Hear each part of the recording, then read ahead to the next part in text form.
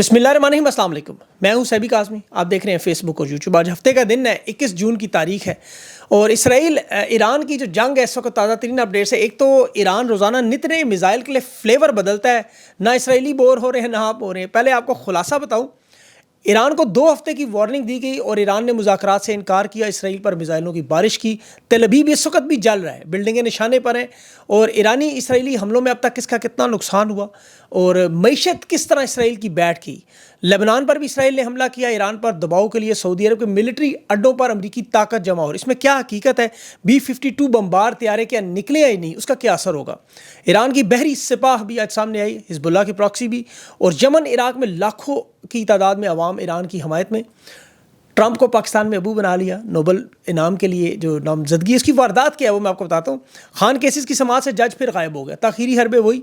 शहबाज शरीफ की मौलाना से मुलाकात है, 27वीं तरमीम के लिए दोबारा वारदात है और ये सारी तफसीलात भी बताऊंगा। लेकिन सब सुबह सवेरे आज जो इसराइल पर ईरान के मजीद हमले हुए, 5 मिज़ाइल बैलिस्टिक मिज़ाइल थे फायर किए गए, एक उस पर बिल्कुल दुरुस्त निशाने पे लगा, 4 इंटरसेप्ट हो गए। इसराइल में रात भर सायरन भी गूंजते रहे। सुबह की जो तस्वीर आई ईरानी हमलों के बाद, उसमें तेल अवीव में देव हैकल किस्म के मिज़ाइल अब दिखा रहे हैं इसराइली मीडिया, वो तस्वीर और वीडियोस, और वो ईरानी मीडिया भी दिखा रहा था पहले, लेकिन अब इसराइल भी दिखा रहा है। जलती हुई बंदरगाहें, शहरी इमारतों पर धुएँ, बादल छाए हुए। इसराइली वज़ीर-ए-आज़म जब वो दौरा कर था इमारतों को और मलबे के ढेर पर, तो उसकी बड़ी गमगीन तस्वीरें थीं। ईरान इसराइल की जंग में अब ईरान कोशिश कर रहा है कि आपको पता है इसमें रोज़ाना की बुनियाद पर जो हमले हो रहे हैं वो लोग बोर ना हो जाए, फ़लस्तीन में ख़ास तौर पर वो तो देखते हैं एक चीज़, तो इसलिए फ्लेवर बदले जाते हैं। रोज़ाना मिज़ाइल की नई किस्म आती है सामने, जो इनको अंदाज़ा भी नहीं कि ईरान के पास क्या क्या पड़ा है, और वो नामों को बदल कर उसकी पूरी तफसील आपको इसीलिए रखी जाती है ताकि आप इस जंग में जुड़े रहें। मुसलमानों की दिलचस्पी है इसमें, मुसलमानों की, उम्मत मुस्लिमा की। फ़लस्तीन में, गज़ा में, लेबनान में, बैरूत में, शाम में, इराक में, लीबिया में, यमन में, सोमालिया में, सारी ज़िंदगी हम ये जुल्म सितम देखते रहे और कोई मौसर जवाब नहीं दे सके। कोई एक फ़ोन कॉल की धमकी पर लेट जाता था, किसी को वाइट हाउस बुला के खाना खिला के साथ में ला लिया जाता था, किसी को वहीं कान पकड़ा दिए जाते थे। ये सब कुछ हम अपनी आंखों से देखते रहे। आज जो तारीख़ में उम्मत मुस्लिमा देख रही है कि दुनिया के 44 ममालिक रोज़ाना की बुनियाद पर ये जो हम देख रहे हैं ईरान के इसराइल पर हमले, जिनकी वीडियोस बाकायदा जारी होते हैं। देखिए, पाकिस्तान हिंदुस्तान की जंग हुई, सुना हमने बड़ा, वीडियोस तस्वीर, कोई सबूत नज़र ही नहीं आए। दोनों इतराफ़ करते रहे, बड़े बड़े दावे आते रहे, लेकिन दोनों ममालिक की तरफ से कोई सबूत पेश नहीं हुए। आज जो कुछ हो रहा है उसकी लाइव लोग बाकायदा अपने मोबाइल से वीडियो बना रहे हैं और मुख्तलिफ ममालिक के लोग बना रहे हैं, सोशल मीडिया पे डालते हैं। तस्दीक भी करनी पड़ती है क्योंकि जंग के दौरान आपको पता है ये बड़ा दोनों तरफ से दावे होते हैं, अक्सर उनकी तस्दीक मुश्किल होती है, लेकिन कोशिश होती है कि आपके सामने वो मालूमात रखें जो क्रेडिबल हो, जो बड़े रिसोर्सेज से हों और उसकी कन्फर्मेशन हो। इसीलिए इस वीलॉग में मेरा टाइम बड़ा लगता है। अब ये दोनों जो एतराफ़ के हमले हैं वो भी आपके सामने रखने हैं। इसराइल ने भी आज सुबह जो ईरान पर हमले किए, रिहायशी इमारत को भी नुकसान पहुँचाया। ईरान की जो हेल्थ मिनिस्ट्री, उन्होंने अब तक 400 ईरानी शहादतों की तस्दीक की, 3000 ज़ख्मियों की। जो आज खुरमाबाद में लोरस्तान में हमला हुआ, पासदारान इनकलाब के लोग भी उसमें एक शहीद हुए हैं। और इसराइल के जो कुम में हमला हुआ है वो इस ईरान की जो आपको पता है सेकंड कमांडर है अमीर नोरजोरखी, ये नेवी के एयरफोर्स के कमांडर हैं, और इन पर हमला किया गया था। और कुम में कल 22 लोगों को जासूसी के इल्ज़ाम में भी गिरफ़्तार किया गया था और उनके बड़े ताने बाने मिलते हुए नज़र आ रहे हैं। मैं आपको बाद में अगले किसी वीडियो में बताऊँगा। इसके साथ लेबनान पर भी इसराइल ने हमला किया क्योंकि उनकी तरफ से ये ऐलान है हिजबुल्लाह की तरफ से कि हम इस जंग में शामिल हो सकते हैं। इसराइली वज़ीर दिफा ने फिर वो ईरान इसराइल के दरमियान, आपको पता है इस जंग में वो नहीं चाहते कि इनके दाईं तरफ से भी ये हमले शुरू हो जाए। और इन्हें 2006 बड़ी अच्छी तरह याद है। ये आपको पता है इसराइल इतनी बड़ी ताकत का दावा करता है, 2006 में भी लेबनान से मार खा गए। 200 इसराइली फ़ौजी उसमें मारे गए थे, फिर दर्जनों टैंक थे, हेलीकॉप्टर से तबाह हुए थे। उस वक्त रूसी साख्ता गाइडेड मिज़ाइल थे लेबनान के पास। आज तो ईरान कहाँ से कहाँ टेक्नोलॉजी में पहुँच चुका है, तो लेकिन इसराइल को ख़तरा है कि हिजबुल्लाह भी अगर वहाँ से ताकत इकट्ठी करके आ गया तो मसला बनेगा। ये तो अभी ईरान ने वो कार्ड इस्तेमाल ही नहीं किए। अभी जो मीडिया के ज़रिए नफसियाती दबाव भी जंग का एक बहुत बड़ा हिस्सा है। इसराइली मीडिया अरब ममालिक के हवाले से दावे कर रहा है कि वहाँ अमरीकी फ़ौजी ताकत इकट्ठी की जा रही है। शहज़ादा सुल्तान एयरबेस रियाज की जो सैटेलाइट इमेजेस इसराइली मीडिया जारी कर रहा है कि वहाँ 53 के करीब जो है जहाज़ है, 16 C-130 हैं और 6 अमरीकी C-17 खड़े हैं, वो सामान छोड़कर भी जा रहे हैं। मैंने इस पर पूरी रिसर्च की। ईरान इसराइल की जंग में सऊदी अरब में अमेरिका का कोई नया जहाज़ नहीं आया, ये सारे पहले से खड़े हैं। ये इनके मिलिट्री बेसिस हैं जो 2020 से फ़ाल है और यहाँ पर मिज़ाइल वगैरह भी आपको पता जो लगाए थे पैट्रियट, वो भी उतार लिए गए थे। अरब दुनिया का कोई मुल्क अपनी एयर बेसिस से ईरान पर हमला नहीं करने दिया। उसकी वजह यह है कि अमेरिका के तो साथी हैं, اور یہ نہیں کہ ایران کے ہمدرد ہیں، ایران نے صاف صاف قطر کے ذریعے ان تمام ممالک کو بتایا کہ ہمارے اوپر کوئی حملہ ہوا، کسی خلیجی ملک سے کوئی جہاز اڑا، کوئی ڈرون اڑا، تو پھر میزائل سیدھا ادھر ہی آئے گا۔ اور وہ اب اسرائیل کا انجام دیکھ رہے ہیں کہ اتنی بڑی طاقت مڈل ایسٹ میں رکھنے والا گھٹنے ٹیک رہا ہے، تو ان ممالک کی تو آپ کو پتہ ہے اتنی اسٹرینتھ نہیں ہے، چھوٹے چھوٹے ممالک ہیں، اور یہاں پر خدا نخواستہ اگر میزائل پھینکے جائیں تو ایک بڑا نیا طوفان آ جائے گا۔ عرب ممالک ہیں، یہ مسلمان ہیں، آپ کو پتہ ہے ایران کبھی بھی نہیں کرنا چاہتا اور نہ کرے گا، لیکن تیسری عالمی جنگ کی طرف معاملہ جائے گا۔ ابھی بھی ایئر بیسز وہاں پر جو امریکہ کے موجود ہیں وہ شدید خطرے میں، اور سعودی عرب اور عرب امارات میری اطلاعات کو تیار بھی نہیں ہے اس چیز پر۔ ایران پر دباؤ کے لیے اسرائیلی میڈیا پرانی مشقوں کی تصویریں، فلائٹ ٹریکرز کے ڈاٹا دکھا رہا ہے کہ جی B-52 بمبار طیارے جو وائٹ مین ایئر فورس سے اڑ رہے ہیں۔ یہ ایسا نہیں ہے، یہ جہاز یاد رکھیں یہ امریکہ کا آخری کارڈ ہے، $2 ارب کا جہاز ہے جو اپنے ساتھ 8 فیول ٹینکر لے کر اسپرٹ ویجیلنس ایکسرسائز میں 2024 دیکھیں ان کی آپ کی بڑی لمبی پرواز کرنے والا جہاز ہے۔ اس کے ساتھ جو ٹینکر ہیں وہ بڑی معمول کی بات ہے، مشقوں کے لیے، تربیت کے لیے استعمال کرتے تھے۔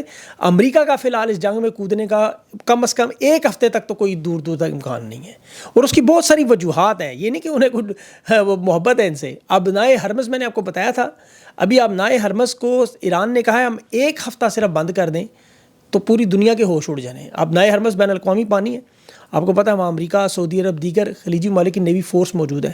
20% عالمی تیل کی سپلائی ہے، یعنی 20 سے 25 بڑے آئل ٹینکر جو ہیں وہ روزانہ گزرتے ہیں 30 ملین بیرل تیل لے کے۔ اب ایران کی جو پاسداران انقلاب کی بحری شاخ ہے سپاہ بحریہ، وہ ابنائے حرمز میں فعال ہیں اور وہ سامنے آئے ہیں۔ ان کی چھوٹی تیز رفتار بوٹس، کشتیاں جو ہیں، اور سمندر سے زمین پہ مار کرنے والے میزائل، سب مرینز۔ اب سمندر کے اندر ان کے پاس ایک بڑا ٹیکٹ ہے بارودی سرنگیں لگانے کا، وہ پورا نظام ان کے پاس موجود ہے، اور ڈرون اور جدید میزائل سسٹم تو پوری دنیا دیکھ چکی ہے۔ اب غیر روایتی جنگ میں ایران اسے بڑے آرام سے بند کر سکتا ہے۔ تمام جنگی ماہرین جو 8 دن تک پہلے متفق نہیں تھے، اب سارے متفق ہیں کہ ایران جو چاہے کر سکتا ہے۔ امریکہ بے شک نیوی میں بڑی برتری رکھتا ہے، لیکن ابنائے حرمز کے جو آئل ٹینکر ہیں ان کا نقصان نہیں اٹھا سکتا۔ اور دیکھیں ایران تو پھر ایک دنیا کی بہت بڑی جنگی طاقت کے طور پر سامنے ہے۔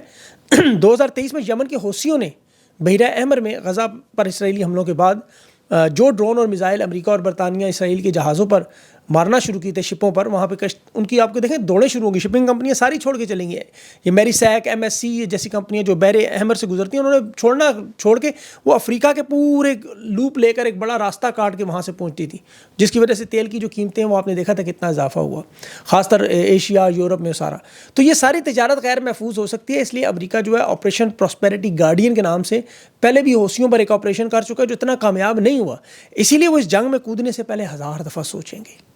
امریکہ دعوے تو کہہ رہا ہے کہ وہ فوردو جوہری تنصیبات کو نشانہ بنائے گا، اور اس میں اپنا سب سے بڑا جو ان کا ہتھیار جو میں نے آپ کو بتایا ہے وہ GU-57 استعمال کر، جس کا وزن 13 ٹن ہے، کہتے ہیں جی بڑا مواد لے کے وہ جا سکتا ہے۔ اور جنگی ماہرین کہہ رہے ہیں دیکھیں میں تو جنگ کا ماہر نہیں ہوں، لیکن دنیا کے جو مختلف بڑے بڑے جنگ کے ایکسپرٹس ہیں ان کی اوپینین، ان کی رائے، ان کے جو آپ کو پتہ ہے بات چیت، کہ 18 میٹر کی کانکریٹ سے زیادہ یا 60 میٹر سے زیادہ کانکریٹ تک یہ دھماکہ نہیں کر سکتا، جبکہ ایران کی جو زیر زمین تنصیبات ہیں وہ 90 میٹر سے شروع ہوتی ہیں اور 300 میٹر تک گہرائی میں۔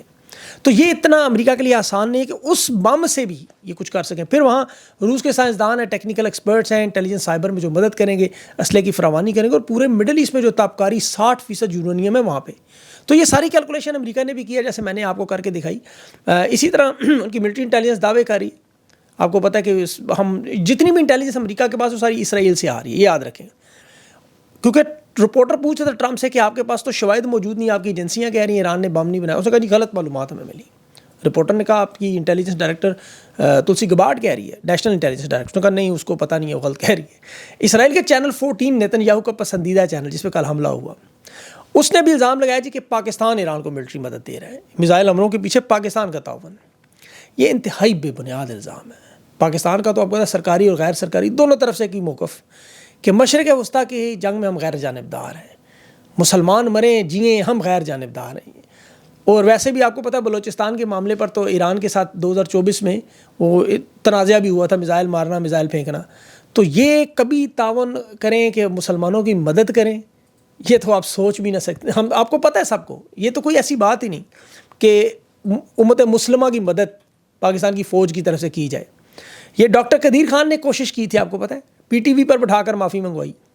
90 کی دہائی میں غوری اور شاہین میزائل کے نام پر آپ کو پتہ ہے اس وقت ایران میں فوجی تعاون کی بات ایران نے انکار کیا، انہوں نے روس کا انکار کیا۔ شمالی کوریا اور چین سے انہوں نے فوجی تعاون کے لیے سائنٹسٹ منگوائے، لیکن اپنا کام خود کیا۔ یہ تو 2014 کی گیس پائپ لائن ہم ان سے نہیں لے سکے آج تک. پیرس کی عدالتوں میں ایران 18 ارب جرمانہ کر رہا تھا کہ ہم نے بچھا دی ہے ساری گیس, لے جاؤ تمہارا پاکستان گیس کا مسئلہ حل ہو جائے. ان کا نہیں, امریکہ کا دباؤ ہے جی, امریکہ ہمارا وینٹیلیٹر ہے. یہ مانتے تھے سارے ایران, ورنہ دیکھیں وہ گیس اگر پاکستان میں آ جاتی آپ کا توانائی کا مسئلہ ہی حل ہو جاتا. لیکن ہم وہاں سے گیس کی پائپ لائن نہیں لے سکے, تو میزائل دیں گے, یہ تو ہنسنے والی بات ہے. انٹرنیشنل عدالتوں میں وہ تو ایران مسلمان ملک ہونے کی وجہ سے 18 ارب کا یقین کریں جرمانہ نہیں لے رہا, ورنہ تباہی پھر جانی تھی. 18 ارب ڈالرز. اب جنگوں میں دیکھیں ہتھیار نہیں لڑتے, مالی سپورٹ ہوتی ہے. اسرائیل ایران کی جنگ میں آپ دیکھ سکتے ہیں یہ اس وقت کروڑوں ڈالر روزانہ کی جنگ ہے, اور اسرائیل کی معیشت اس وقت شدید دباؤ میں ہے. اس کی وجہ یہ ہے کہ میزائلوں کو روکنے کے لیے جو مہنگا ترین نظام انہوں نے بنایا ہے, ایک انٹرسیپٹر ان کا 4 ملین سے 10 ملین کا ہے. اب آپ دیکھیں روزانہ اسرائیل کو 200 ملین سے 500 ملین ڈالر کا روز پڑ رہا ہے یہ معاملہ, یا آئرن ڈوم کا خرچہ. پھر اسرائیل کے جو آپ کو پتہ ہے F-35 جہاز ہے, وہ 1 گھنٹے میں اس کی پرواز $10,000 ہے, اور پھر جب جدید گائیڈڈ ہتھیار لگائے جائیں تو اس کی لاگت دگنی تگنی ہو جاتی ہے. وال اسٹریٹ جرنل نے ابھی پورا ایک تخمینہ دیا ہے کہ $10 ارب کا اب تک اسرائیل کو نقصان ہو چکا ہے. شہری علاقوں میں جو بلڈنگیں گری ہیں ان کی دوبارہ تعمیر پر اور دوبارہ ڈیفنس پر جو خرچہ ہوگا وہ الگ ہوگا. ہزاروں لوگ وہاں بے گھر ہو چکے ہیں, آپ کو پتہ حکومتوں نے خرچہ الگ دے رہی ہے. تو معیشت اسرائیل کی جیم ہو چکی ہے. اب بلا شبہ ان کے پاس پیسہ بہت ہے, لیکن آپ دیکھیں نقصان تو بہت نقصان ہے. ایران کا یہ ایک فائدہ ہے کہ ان کی معیشت رک نہیں رہی. اس کی وجہ چین اور روس جیسے 2 بڑے ممالک ان سے تیل خریدی جا رہے ہیں دھڑا دھڑ, اور مزید خرید رہے ہیں. ان پر 40 سال کی پابندیاں آپ کو پتہ ہے برداشت کر چکے ہیں, تو ان کے لیے چند ارب ڈالر کا نقصان اتنا بڑا نہیں ہوگا. ایران کے خزانے میں پابندیوں کے باوجود اس کے $40 ارب فالتو میں پڑے ہوئے تھے اس جنگ سے پہلے, اور یہ دنیا کا سب سے بڑا انویسٹر ملک چین ان کے ساتھ ہے جس کے خزانے میں $3 خرب پڑے ہوئے. تو بار آپ دیکھ لیں فرق. آگے مذاکرات کے معاملے پر جو جنیوا میں ہوئے, ایران کے وزیر خارجہ تھے اور ان کے ساتھ یورپی وزرائے خارجہ اور جرمنی, فرانس, برطانیہ اور یورپی یونین کی وہ EU کی لیڈر, ان کا نام ذہن سے نکلے, دوبارہ انہوں نے کہا شروعات کریں مذاکرات کی. ایران نے ایک نقطہ رکھا کہ امریکہ کے ساتھ ہم مذاکرات نہیں کریں گے, بالکل کسی صورت میں نہیں کریں گے. یورپی ممالک کے ساتھ بات چیت کریں گے, اور یہاں دفاعی صلاحیتوں پر کوئی رعایت نہیں مانگی, جوہری پروگرام پر کوئی بات نہیں ہوگی, اور سب سے پہلے یہ اسرائیل کے حملے مکمل طور پہ بند ہوں, جس کی روس اور چین نے بھی آپ کو پتہ ہے کشیدگی ختم کرنے کی تجویز دی تھی کل. ایران نے کہا تھا جب تک یہ مکمل طور پر جنگ بندی نہیں ہوتی ہم مذاکرات کی طرف بالکل نہیں جائیں گے, اور یورینیم کی افزودگی کو ہم محدود نہیں کریں گے, یہ ہمارا حق ہے, اور ہم یقین دلاتے ہیں کہ یہ پرامن شہری مقاصد کے لیے استعمال ہوگا. اب ایران دیکھیں اپنے جو پہلے دن کے موقع پر قائم تھا وہ جنگ شروع ہونے سے پہلے اور آج بھی یہ ان کی مضبوطی دکھا رہی ہے.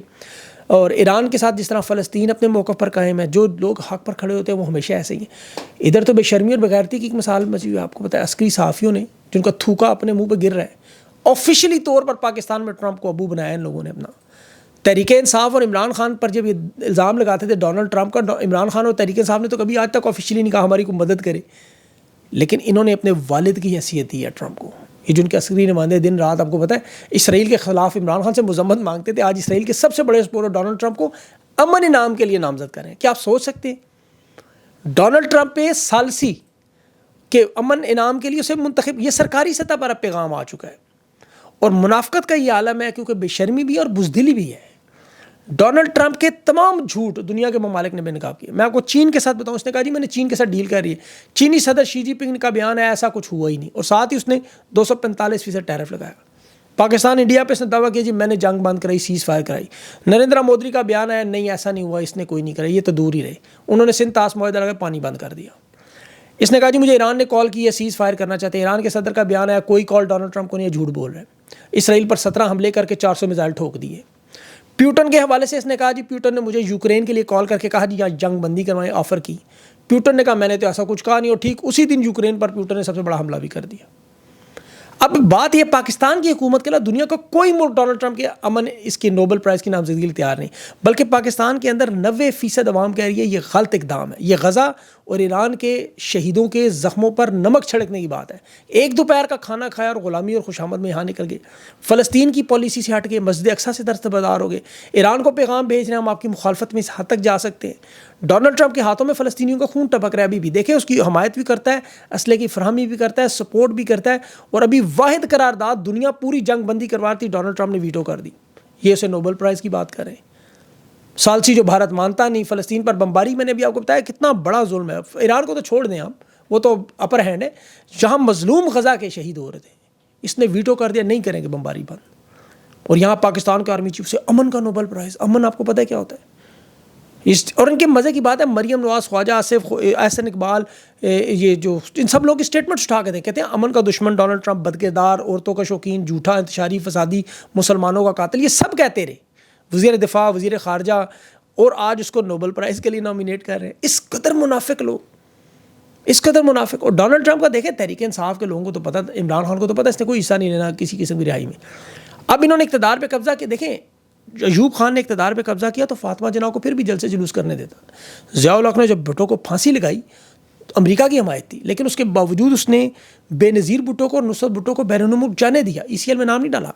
پرویز مشرف نے نون لیگ کو توڑا، نواز شریف کے ساتھ ڈیل کی، اسے جیل سے نکال کے جدہ پھر بھی فیملی سمیت 140 بکسے بھجوا دیے.